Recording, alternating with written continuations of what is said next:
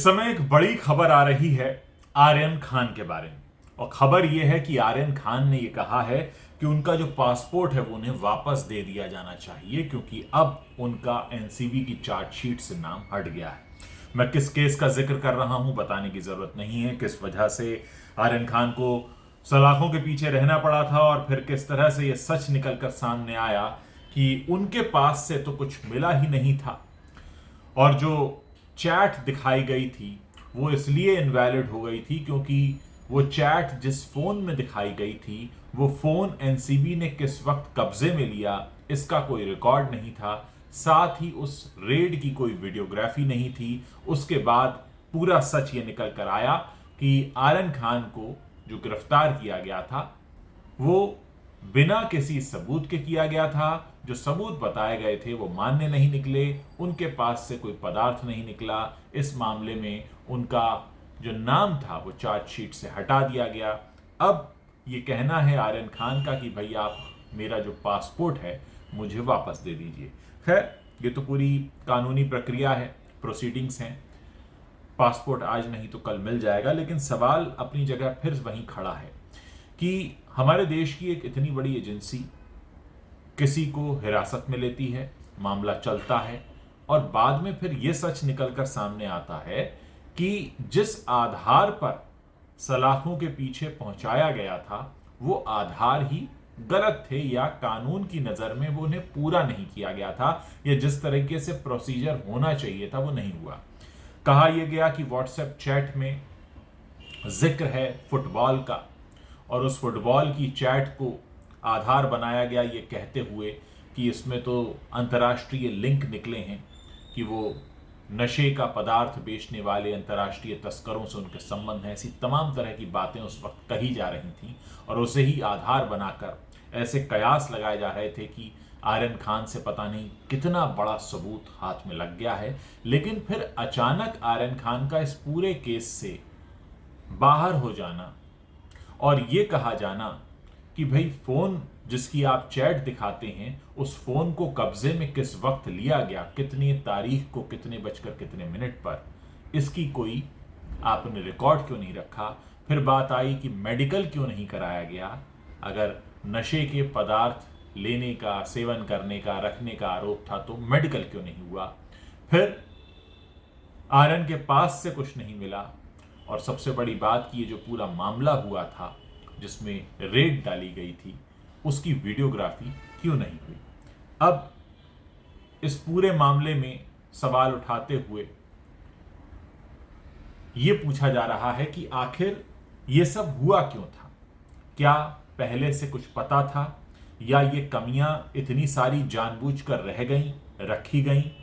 क्या जो अधिकारी इसमें इन्वॉल्व थे उन्हें इस बात की जानकारी नहीं थी कि इस रेड की वीडियोग्राफी होनी चाहिए। क्या उन्हें यह नहीं पता था कि मेडिकल चेकअप के बिना वो ये साबित नहीं कर पाएंगे कि आर्यन खान ने कोई नशा किया था या नहीं किया था। साबित तो तब होगा जब मेडिकल चेकअप होगा। मेडिकल चेकअप ही नहीं हुआ, रेड की वीडियोग्राफी नहीं हुई, फोन पर चैट तो दिखाई गई लेकिन यह नहीं बताया गया फोन कितने बजकर कितने मिनट पर लिया गया और उसी आधार पर जब इतने समय तक अंदर रखा गया। खैर, अब आर्यन खान बाहर हैं। आज उन्होंने अदालत से जाकर कहा है कि मेरा पासपोर्ट वापस दे दो। ये केस एक तरह से एक ऐसा चर्चा का विषय बनता जा रहा है कि आने वाले समय में जब भी एनसीबी कभी किसी और बड़े नाम पर हाथ डालेगी इस केस का जिक्र एक बार फिर से किया जाएगा कि इतनी सारी लापरवाहियां क्यों हुई, किस वजह से हुई और ये जो नुकसान हुआ इस पूरे मामले में क्या इसे किसी तरीके से वापस किया जा सकता है। क्योंकि जिस वक्त ये सब चल रहा था उस वक्त कई तरह की बातें कही गई। यह भी कहा गया कि अंतर्राष्ट्रीय सरगनाओं से लिंक है, यह भी कहा गया कि पेडलिंग में इन्वॉल्व है, तमाम तरह की बातें थी और फिर सबका सब कुछ एक साथ किनारे हो गया।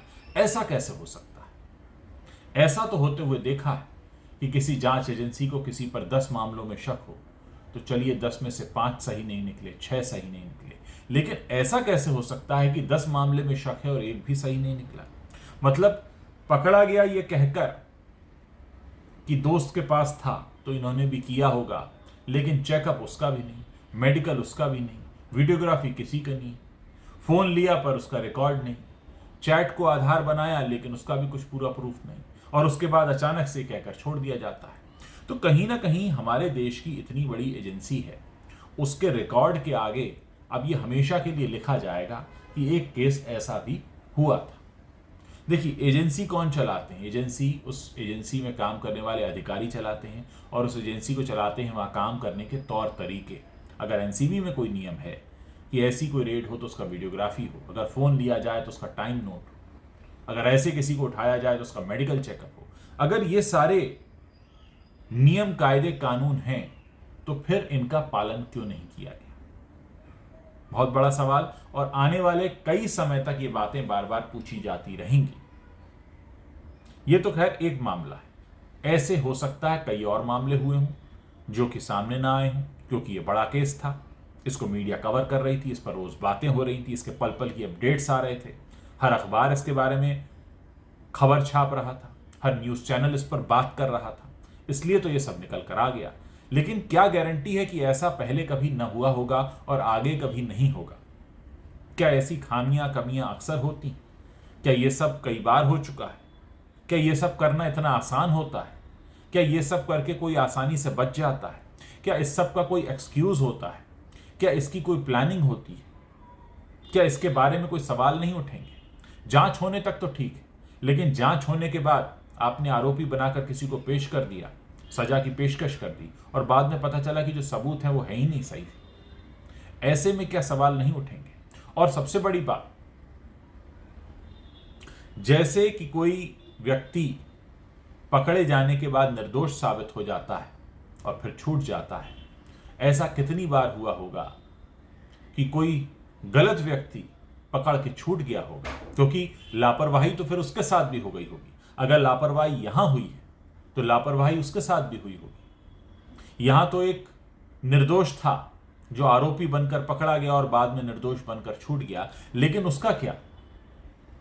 जहां कोई आरोपी बनकर पकड़ा ही नहीं गया, कोई ऐसा पेडलर या कोई भी हो सकता है जो ये सब करता रहा हो, लेकिन उसके साथ भी ऐसी लापरवाही हो गई हो।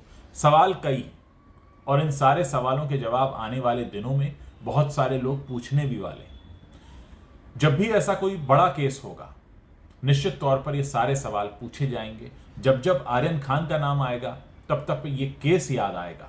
आने वाले समय में हो सकता है आर्यन खान किसी फिल्म में काम करें, कहीं और किसी और वजह से चर्चा में आए, सुर्खियों में आए, लेकिन उस वक्त भी इस केस का जिक्र होगा। जब भी बॉलीवुड में ड्रग्स की बात होगी, इस केस का जिक्र होगा, और फिर तमाम तरह के सवाल पूछे जाएंगे। कहीं ना कहीं ये सवाल एक बहुत बड़ा क्वेश्चन मार्क भी हैं काम करने के तौर तरीके पर।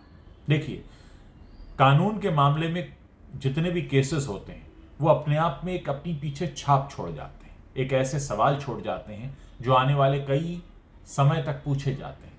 आपने सुना होगा, कोर्ट की सुनवाई में अक्सर पिछले केसेस का हवाला दिया जाता है, फला केस में ऐसा हुआ था। तो सोचिए, इस केस का हवाला कितनी जगह और कितनी बार दिया जाएगा? सवाल कई हैं, इन पर सोचने की जरूरत है, समझने की जरूरत है, और एक जिम्मेदार नागरिक होने के नाते हम सबका ये जानने का हक है कि क्या ये सब वाकई एक भूल था, एक गलती थी, एक लापरवाही थी, या इसके पीछे भी कुछ था।